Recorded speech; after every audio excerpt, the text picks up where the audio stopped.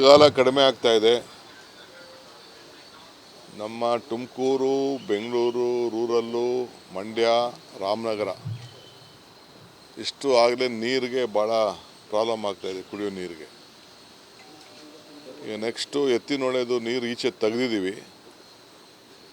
ಮಧ್ಯ ತುಮಕೂರು ಜಿಲ್ಲೆಯವರು ಮತ್ತು ಹಾಸನ ಜಿಲ್ಲೆಯವರು ಜಮೀನನ್ನು ಐಡೆಂಟಿಫೈ ಮಾಡಿದ್ದಾರೆ, ಫಾರೆಸ್ಟ್ ಜಮೀನನ್ನು. ಅದನ್ನು ಅಪ್ಲೋಡ್ ಮಾಡಿ ನಮಗೆ ಹ್ಯಾಂಡ್ ಓವರ್ ಮಾಡಬೇಕು ಕೆಲಸ ಮಾಡೋಕ್ಕೆ.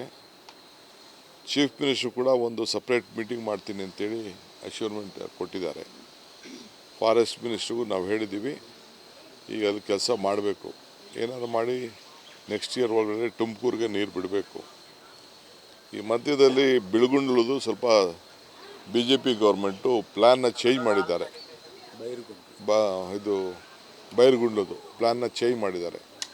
ಒರಿಜಿನಲ್ ಪ್ಲ್ಯಾನು ಚೇಂಜ್ ಆಗಿದೆ. ಸೊ ಅದಕ್ಕೆ ನಾನು ಸ್ಪಾಟ್ ವಿಸಿಟ್ ಮಾಡಬೇಕು. ಸ್ಪಾಟ್ ವಿಸಿಟ್ ಮಾಡಬೇಕಾದ್ರೆ ಈ ತುಮಕೂರಿಗೆ ಭಾಳ ಅದು ಅವಶ್ಯಕತೆ ಇದೆ. ನಮ್ಮ ದೊಡ್ಡಬಳ್ಳಾಪುರನೂ ಒಂದಷ್ಟು ಏರಿಯಾ ಸೇರಿದೆ. ರೇಟ್ ವಿಚಾರದಲ್ಲಿ ಇಬ್ಬರಿಗೂ ಗಲಾಟೆ ಇದೆ. ನಮಗೆ ಇಬ್ಬರಿಗೂ ಒಂದೇ ರೇಟ್ ಕೊಡಿ ಅಂತ ಹೇಳ್ತಾ ಇದ್ದಾರೆ. ಯಾಕೆಂದರೆ ಒಂದೇ ಮಧ್ಯ ಬಾರ್ಡ್ರು, ಈ ರೋಡ್ ಭಾಗ ಮಾಡ್ದಂಗೆ ತುಮಕೂರನ್ನ ದೊಡ್ಡಬಳ್ಳಾಪುರನ ಎರಡೂ ಭಾಗ ಮಾಡ್ದಂಗೆ. ಸೊ ಅದಕ್ಕೆ ನಾನು ಪರಮೇಶ್ವರ್ ಅವರು ಎತ್ತಿನೊಳೆಯಿಂದ ಬೆಳಗುಂಡ್ಲವರೆಗೂ ಒಂದು ಏರಿಯಲ್ ವಿಸಿಟ್ ಮಾಡಿ ಎಲ್ಲೆಲ್ಲಿ ಏನೇನು ಹಿಕಪ್ಸ್ ಇದೆ ಅಂಥೇಳಿ ಸದ್ಯಕ್ಕೆ ಹೀಗೆ ಮಾಡಬೇಕು, ಇನ್ನೊಂದು 4-5 ದಿನದಲ್ಲಿ ಅಂತ ಮಾಡ್ದು. ಅದಕ್ಕೆ ಅಲ್ಟಿಮೇಟ್ಲಿ ದಸರಾ ಮುಗಿದ ಮೇಲೆ ಆ ಕಾರ್ಯಕ್ರಮನ ವಿಸಿಟ್ ಮಾಡೋಂಥ ಕಾರ್ಯಕ್ರಮನ ಇಟ್ಕೊಳ್ತೇವೆ. ಸ್ಪಾಟ್ಗೆ ಹೋಗಬೇಕು, ಎಲ್ಲರಿಗೂ ತಿಳಿಸ್ಬೇಕು. ಈ ಮಧ್ಯ ಲಿಂಕ್ ಕೆನಾಲ್ ಬೇರೆ ಅದೊಂದು ಕಮಿಟಿ ಫಾರ್ಮೇಷನ್ ಆಗಿದೆ, ಅವರು ರಿಪೋರ್ಟು ಕೊಡ್ತಾ ಇದ್ದಾರೆ. ಅದಕ್ಕೆಲ್ಲರೂ ಪಾಲ್ಗೊಳ್ಬೇಕು. ಸೊ ನಮ್ಮ ಪ್ರಯಾರಿಟಿ ಏನು, ನಮ್ಮ ಸರ್ಕಾರದ ಏನಿದೆ ಈ ಕುಡಿಯೋ ನೀರಿನ ವಿಚಾರ ಏನಿದೆ, ಈ ಎತ್ತಿನಹೊಳೆ ಪ್ರಾಜೆಕ್ಟ್ನ ಏನು ನಾವು ಮಾತು ಕೊಟ್ಟಿದ್ದೀವಿ, ಆ ಮಾತನ್ನು ಉಳಿಸ್ಲಿಕ್ಕೆ ಪ್ಲಾನ್ ಆಫ್ ಆ್ಯಕ್ಷನ್ ತಯಾರು ಮಾಡ್ತಾಯಿದ್ವಿ. ನಿಮಗೆ ರಾಜಕೀಯ ಬಿಟ್ಟರೆ ಬೇರೆ ಏನಿಲ್ವೇನ್ರಿ? ನಾವು ರಾಜ್ಯ ಜನತೆ ನಮಗೇನು ಒಂದು ವಿಶ್ವಾಸ ಇಟ್ಟು ಅಧಿಕಾರ ಕೊಟ್ಟಿದ್ದಾರೆ. ನಾವು ಕೊಟ್ಟಿರೋ ಅಧಿಕಾರನ ನಾವು ಜನರಿಗೆ ಮುಟ್ಟಿಸ್ಬೇಕಲ್ಲಪ್ಪ, ಕೊಟ್ಟು ಮಾತನ್ನು ಉಳಿಸ್ಕೋಬೇಕಲ್ಲ. ರಾಜಕೀಯ ದಿನ ಮಾಡ್ತಾನೆ ಇರ್ತೀವಿ, ದಿನ ರಾಜಕಾರಣ. ಅಭಿವೃದ್ಧಿ ಇದ್ದರೆ ತಾನೇ ರಾಜಕಾರಣ. ಜನಕ್ಕೆ ಏನಾದ್ರು ಹೇಳ್ಕೊಳ್ಬೇಕಾದ್ರೆ ನಾವೇನು ಸಾಧನೆ ನಮಗೆ ಮಾತು. ಈಗ ನಾವು 5 ಗ್ಯಾರಂಟಿ ಹೇಳಿದ್ದೋ, 5 ಗ್ಯಾರಂಟಿ ಮಾಡಿದ್ದೀವಿ. ಈ ಎತ್ತಿನೊಳೆ ಹೇಳಿದ್ದೋ ಅದನ್ನು ಈಗ ಮಾಡಬೇಕು. ನಾವು ಇನ್ನೂ ಮ್ಯಾನಿಫೆಸ್ಟೋಲ್ಲಿ ನಮ್ಮ ಪರಮೇಶ್ವರ ಅಧ್ಯಕ್ಷತೆಯಲ್ಲಿ ಮ್ಯಾನಿಫೆಸ್ಟೋ ಮಾಡಿದ್ದು, ನಾನೇ ಅಧ್ಯಕ್ಷರಾಗಿರ್ಬೋದು. ಅದೆಲ್ಲ ಇಂಪ್ಲಿಮೆಂಟೇಷನ್ ಮಾಡಬೇಕಲ್ಲ, ಒಂದೊಂದೇ ಮಾಡಬೇಕಲ್ಲ.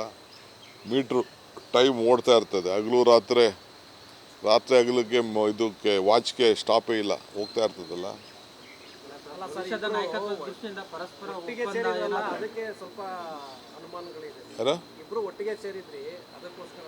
ಇಬ್ಬರೇನು 136 ಜನ ಒಟ್ಟಿಗಿದ್ದೀವಿ. ಯಾವ ಅಧಿಕಾರಿ ಆಗ್ಬೇಕು ನಮಗೆ? ಯಾವ ಅಧಿಕಾರಿನೂ ಬೇಡ, ಯಾವ ಅಧಿಕಾರದ ಇದು ಇಲ್ಲ, ಏನೂ ಇಲ್ಲ.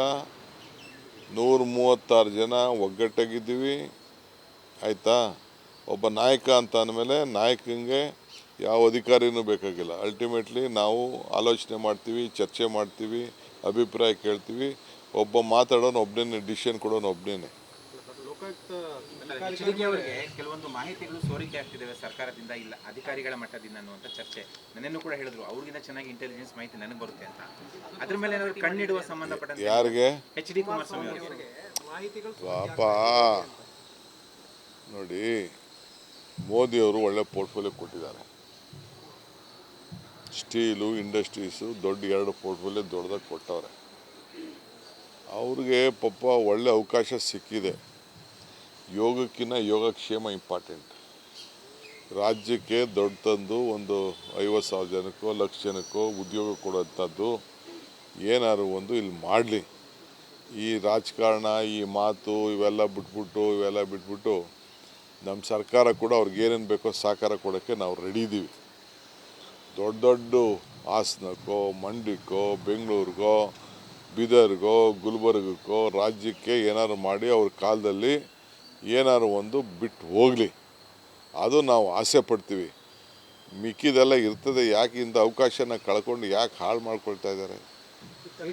ಎಡಿಜಿಪಿ ಚಂದ್ರಶೇಖರ್ ಬರೆದಿರೋ ಪತ್ರ ಕೆಪಿಸಿಸಿಲಿ ರೆಡಿ ಆಯಿತು ಅಂತ ಹೇಳಿದ್ರು ಸರ್. ನಾನು ತನಿಖಾಧಿಕಾರಿ ಮೇಲೇ ಆರೋಪ ಮಾಡ್ತಾ ಇದ್ದಾರೆ. ಏನಪ್ಪ ಅದು ಅವ್ರಿಗೂ ಇವ್ರಿಗೂ ಇಬ್ಬರಿಗೂ ವಿಚಾರ. ಎನ್ಕ್ವೈರಿ ಮಾಡೋರು ಅವರು, ರಿಪೋರ್ಟ್ ಕೊಟ್ಟಿರೋರು. ನಮಗೂ ಇದಕ್ಕೂ ಸಂಬಂಧ. ನೋಡಿ, ಇವತ್ತು KPCCಲಿ ಇದಕ್ಕೊಂದು ಮೀಟಿಂಗ್ ಕರೆದಿದ್ದೀನಿ. 1200 crores ರೆಡಿ ಇದೆ ಅಂತ ಹೇಳ್ತಾ ಇದ್ದಾರೆ. ಇದನ್ನು KPCCದು ಇದು ಪಕ್ಷಕ್ಕೆ ನಮ್ಮ ಸರ್ಕಾರ ಉಳಿಸ್ಲಿಕ್ಕೆ ಮಾಡ್ತಾ ಇದ್ದಾರೆ. ನಮ್ಮ ಲೀಗಲ್ ಟೀಮ್ ಹತ್ರ ಚರ್ಚೆ ಮಾಡ್ತೀವಿ.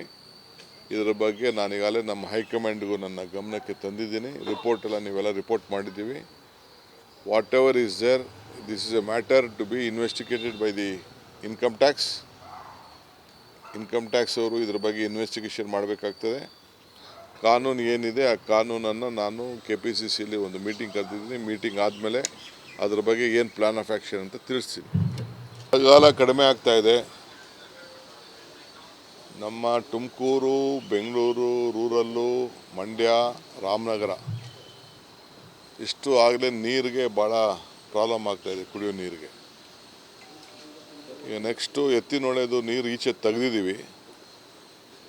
ಮಧ್ಯ ತುಮಕೂರು ಜಿಲ್ಲೆಯವರು ಮತ್ತು ಹಾಸನ ಜಿಲ್ಲೆಯವರು ಜಮೀನನ್ನು ಐಡೆಂಟಿಫೈ ಮಾಡಿದ್ದಾರೆ, ಫಾರೆಸ್ಟ್ ಜಮೀನನ್ನು.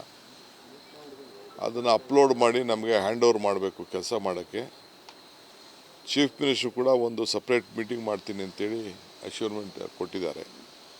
ಫಾರೆಸ್ಟ್ ಮಿನಿಸ್ಟ್ರಿಗೂ ನಾವು ಹೇಳಿದ್ದೀವಿ, ಈಗ ಅಲ್ಲಿ ಕೆಲಸ ಮಾಡಬೇಕು. ಏನಾದರೂ ಮಾಡಿ ನೆಕ್ಸ್ಟ್ ಇಯರ್ ಒಳಗಡೆ ತುಮಕೂರಿಗೆ ನೀರು ಬಿಡಬೇಕು. ಈ ಮಧ್ಯದಲ್ಲಿ ಬಿಳುಗುಂಡ್ಲದು ಸ್ವಲ್ಪ BJP ಗೌರ್ಮೆಂಟು ಪ್ಲ್ಯಾನ್ನ ಚೇಂಜ್ ಮಾಡಿದ್ದಾರೆ. ಇದು ಬೈರಗುಂಡ್ಲದು ಪ್ಲ್ಯಾನ್ನ ಚೇಂಜ್ ಮಾಡಿದ್ದಾರೆ. ಒರಿಜಿನಲ್ ಪ್ಲ್ಯಾನು ಚೇಂಜ್ ಆಗಿದೆ. ಸೊ ಅದಕ್ಕೆ ನಾನು ಸ್ಪಾಟ್ ವಿಸಿಟ್ ಮಾಡಬೇಕು. ಸ್ಪಾಟ್ ವಿಸಿಟ್ ಮಾಡಬೇಕಾದ್ರೆ ಈ ತುಮಕೂರಿಗೆ ಭಾಳ ಅದು ಅವಶ್ಯಕತೆ ಇದೆ. ನಮ್ಮ ದೊಡ್ಡಬಳ್ಳಾಪುರನೂ ಒಂದಷ್ಟು ಏರಿಯಾ ಸೇರಿದೆ. ರೇಟ್ ವಿಚಾರದಲ್ಲಿ ಇಬ್ಬರಿಗೂ ಗಲಾಟೆ ಇದೆ. ನಮಗೆ ಇಬ್ಬರಿಗೂ ಒಂದೇ ರೇಟ್ ಕೊಡಿ ಅಂತ ಹೇಳ್ತಾ ಇದ್ದಾರೆ. ಯಾಕೆಂದರೆ ಒಂದೇ ಮಧ್ಯ ಬಾರ್ಡ್ರು. ಈ ರೋಡ್ ಭಾಗ ಮಾಡ್ದಂಗೆ ತುಮಕೂರನ್ನ ದೊಡ್ಡಬಳ್ಳಾಪುರನ ಎರಡೂ ಭಾಗ ಮಾಡ್ದಂಗೆ.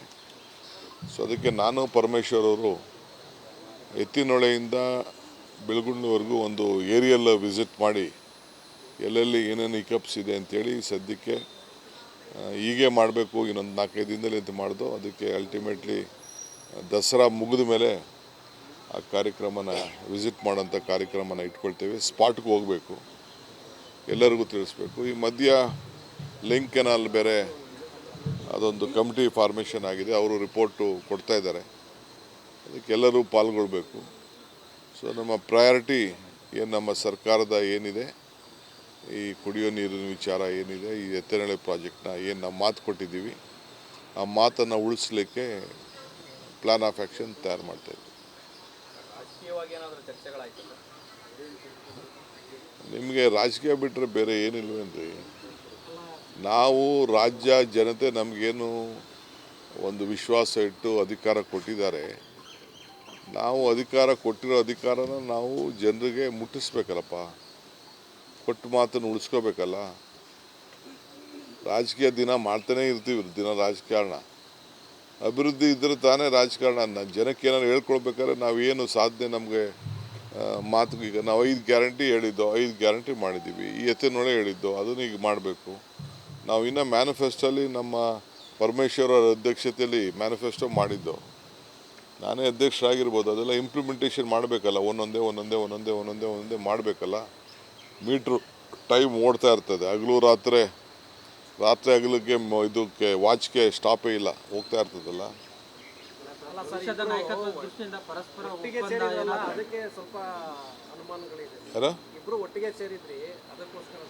ಇಬ್ಬರೇನು 136 ಜನ ಒಟ್ಟಿಗಿದ್ದೀವಿ. ಯಾವ ಅಧಿಕಾರಿ ಆಗ್ಬೇಕು ನಮಗೆ? ಯಾವ ಅಧಿಕಾರಿನೂ ಬೇಡ. ಯಾವ ಅಧಿಕಾರದ ಇದು ಇಲ್ಲ, ಏನೂ ಇಲ್ಲ. 136 ಜನ ಒಗ್ಗಟ್ಟಾಗಿದ್ದೀವಿ, ಆಯಿತಾ? ಒಬ್ಬ ನಾಯಕ ಅಂತ ಅಂದಮೇಲೆ ನಾಯಕನಿಗೆ ಯಾವ ಅಧಿಕಾರಿನೂ ಬೇಕಾಗಿಲ್ಲ. ಅಲ್ಟಿಮೇಟ್ಲಿ ನಾವು ಆಲೋಚನೆ ಮಾಡ್ತೀವಿ, ಚರ್ಚೆ ಮಾಡ್ತೀವಿ, ಅಭಿಪ್ರಾಯ ಕೇಳ್ತೀವಿ. ಒಬ್ಬ ಮಾತಾಡೋನು ಒಬ್ಬನೇ, ಡಿಸಿಷನ್ ಕೊಡೋನು ಒಬ್ಬನೇ. ಲೋಕಾಯುಕ್ತ HDK ಅವರಿಗೆ ಕೆಲವೊಂದು ಮಾಹಿತಿಗಳು ಸೋರಿಕೆ ಆಗ್ತಿದ್ದಾವೆ ಸರ್ಕಾರದಿಂದ ಇಲ್ಲ ಅಧಿಕಾರಿಗಳ ಮಟ್ಟದಿಂದ ಅನ್ನುವಂಥ ಚರ್ಚೆ ನನ್ನೇನು ಕೂಡ ಹೇಳಿದ್ರು. ಅವ್ರಿಗಿಂತ ಚೆನ್ನಾಗಿ ಇಂಟೆಲಿಜೆನ್ಸ್ ಮಾಹಿತಿ ನನಗೆ ಬರುತ್ತೆ ಅಂತ. ಅದ್ರ ಮೇಲೆ ಏನಾದ್ರು ಕಣ್ಣಿಡುವ ಸಂಬಂಧಪಟ್ಟಂತೆ ಯಾರಿಗೆ? HD ಕುಮಾರಸ್ವಾಮಿ ಅವರಿಗೆ ಮಾಹಿತಿಗಳು ಪಾಪ ನೋಡಿ, ಮೋದಿಯವರು ಒಳ್ಳೆ ಪೋರ್ಟ್ಫೋಲಿಯೋ ಕೊಟ್ಟಿದ್ದಾರೆ. ಸ್ಟೀಲು, ಇಂಡಸ್ಟ್ರೀಸು ದೊಡ್ಡ 2 ಪೋರ್ಟ್ಫೋಲಿಯೋ ದೊಡ್ಡದಾಗಿ ಕೊಟ್ಟವ್ರೆ. ಅವ್ರಿಗೆ ಪಾಪ ಒಳ್ಳೆ ಅವಕಾಶ ಸಿಕ್ಕಿದೆ. ಯೋಗಕ್ಕಿಂತ ಯೋಗಕ್ಷೇಮ ಇಂಪಾರ್ಟೆಂಟ್. ರಾಜ್ಯಕ್ಕೆ ದೊಡ್ಡ ತಂದು ಒಂದು 50,000 ಜನಕ್ಕೋ 1,00,000 ಜನಕ್ಕೋ ಉದ್ಯೋಗ ಕೊಡುವಂಥದ್ದು ಏನಾದ್ರು ಒಂದು ಇಲ್ಲಿ ಮಾಡಲಿ. ಈ ರಾಜಕಾರಣ, ಈ ಮಾತು ಇವೆಲ್ಲ ಬಿಟ್ಬಿಟ್ಟು ನಮ್ಮ ಸರ್ಕಾರ ಕೂಡ ಅವ್ರಿಗೆ ಏನೇನು ಬೇಕೋ ಸಹಕಾರ ಕೊಡೋಕ್ಕೆ ನಾವು ರೆಡಿ ಇದ್ದೀವಿ. ದೊಡ್ಡ ಹಾಸನಕ್ಕೋ, ಮಂಡ್ಯಕ್ಕೋ, ಬೆಂಗಳೂರಿಗೋ, ಬೀದರ್ಗೋ, ಗುಲ್ಬರ್ಗಕ್ಕೋ ರಾಜ್ಯಕ್ಕೆ ಏನಾದ್ರು ಮಾಡಿ ಅವ್ರ ಕಾಲದಲ್ಲಿ ಏನಾದ್ರು ಒಂದು ಬಿಟ್ಟು ಹೋಗಲಿ, ಅದು ನಾವು ಆಸೆ ಪಡ್ತೀವಿ. ಮಿಕ್ಕಿದೆಲ್ಲ ಇರ್ತದೆ. ಯಾಕೆ ಇಂಥ ಅವಕಾಶನ ಕಳ್ಕೊಂಡು ಯಾಕೆ ಹಾಳು ಮಾಡ್ಕೊಳ್ತಾ ಇದ್ದಾರೆ? ಎಡಿಜಿಪಿ ಚಂದ್ರಶೇಖರ್ ಬರೆದಿರೋ ಪತ್ರ ಕೆಪಿಸಿಸಿಲಿ ರೆಡಿ ಆಯಿತು ಅಂತ ಹೇಳಿದ್ರು ಸರ್. ನಾನು ತನಿಖಾಧಿಕಾರಿ ಮೇಲೇ ಆರೋಪ ಮಾಡ್ತಾ ಇದ್ದಾರೆ. ಏನಪ್ಪ ಅದು ಅವ್ರಿಗೂ ಇವ್ರಿಗೂ ಇಬ್ಬರಿಗೂ ವಿಚಾರ. ಎನ್ಕ್ವೈರಿ ಮಾಡೋರು ಅವರು, ರಿಪೋರ್ಟ್ ಕೊಟ್ಟಿರೋರು. ನಮಗೂ ಇದಕ್ಕೂ ಸಂಬಂಧ. ನೋಡಿ, ಇವತ್ತು KPCCಲಿ ಇದಕ್ಕೊಂದು ಮೀಟಿಂಗ್ ಕರೆದಿದ್ದೀನಿ. 1200 crores ರೆಡಿ ಇದೆ ಅಂತ ಹೇಳ್ತಾ ಇದ್ದಾರೆ. ಇದನ್ನು KPCCದು ಇದು ಪಕ್ಷಕ್ಕೆ ನಮ್ಮ ಸರ್ಕಾರ ಉಳಿಸ್ಲಿಕ್ಕೆ ಮಾಡ್ತಾ ಇದ್ದಾರೆ. ನಮ್ಮ ಲೀಗಲ್ ಟೀಮ್ ಹತ್ರ ಚರ್ಚೆ ಮಾಡ್ತೀವಿ. ಇದರ ಬಗ್ಗೆ ನಾನೀಗಾಗಲೇ ನಮ್ಮ ಹೈಕಮಾಂಡ್ಗೂ ನನ್ನ ಗಮನಕ್ಕೆ ತಂದಿದ್ದೀನಿ. ರಿಪೋರ್ಟ್ ಎಲ್ಲ ನೀವೆಲ್ಲ ರಿಪೋರ್ಟ್ ಮಾಡಿದ್ದೀವಿ. Whatever is there, this is a matter to be investigated by the income tax ಅವರು ಇದ್ರ ಬಗ್ಗೆ ಇನ್ವೆಸ್ಟಿಗೇಷನ್ ಮಾಡಬೇಕಾಗ್ತದೆ. ಕಾನೂನು ಏನಿದೆ ಆ ಕಾನೂನನ್ನು ನಾನು KPCCಲಿ ಒಂದು ಮೀಟಿಂಗ್ ಕರೆದಿದ್ದೀನಿ. ಮೀಟಿಂಗ್ ಆದಮೇಲೆ ಅದ್ರ ಬಗ್ಗೆ ಏನು ಪ್ಲಾನ್ ಆಫ್ ಆ್ಯಕ್ಷನ್ ಅಂತ ತಿಳಿಸ್ತೀನಿ.